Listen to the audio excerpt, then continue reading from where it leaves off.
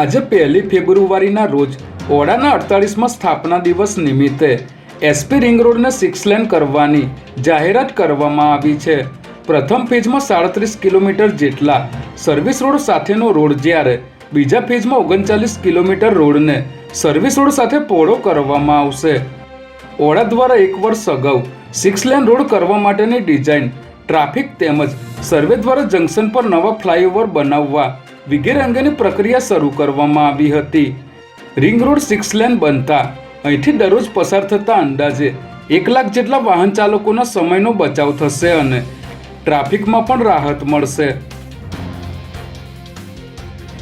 છેલ્લા કેટલાક મહિનામાં 2 વ્હીલર પર વ્હીલ લોક લઈને ફરતા કેટલાક લોકો ટ્રાફિક પોલીસ કે ટોઈંગની સત્તાવાળા હોવાનો દાવો કરીને ગેરકાયદે પાર્કિંગ કરતા લોકો પાસેથી પૈસા ઉઘરાવી રહ્યા હોવાનું સામે આવ્યું હતું, જેમાં કોઈપણ પ્રકારના આધાર પુરાવા વગર 2 વ્હીલર પર લોક લઈને ફરતા અને રોડ પર કોઈપણ ગેરકાયદેસર રીતે ઊભેલી કારને લોક કરીને મોટો મેમો આપવાની બીક બતાવી લાંચ લેતા લેભાગુ તત્વો સક્રિય થયા હતા. ત્યારે એક વ્યક્તિએ દંડની પાવતી માંગતા નકલી સ્વાંગમાં આવેલો આ વ્યક્તિ ગભરાઈ ગયો હતો અને પોતાનું લોક અને કાર ચાલકનું લાયસન્સ લઈને ફરાર થઈ ગયો હોવાની ઘટના સામે આવી છે.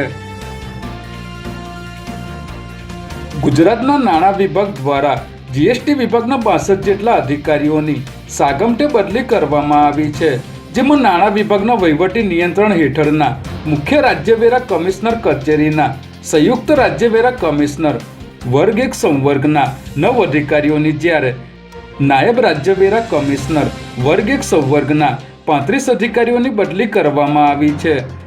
સ્ટેટ જીએસટી ડિપાર્ટમેન્ટના અધિકારીઓ દ્વારા કરવામાં આવતી હેરાનગતિ અને આક્ષેપો સાથે વિવિધ એસોસિએશન દ્વારા સરકાર સુધી ફરિયાદો કરવામાં આવી હતી, જેને પગલે ડિપાર્ટમેન્ટમાં ધરમૂળથી બદલીઓ કરવામાં આવી છે.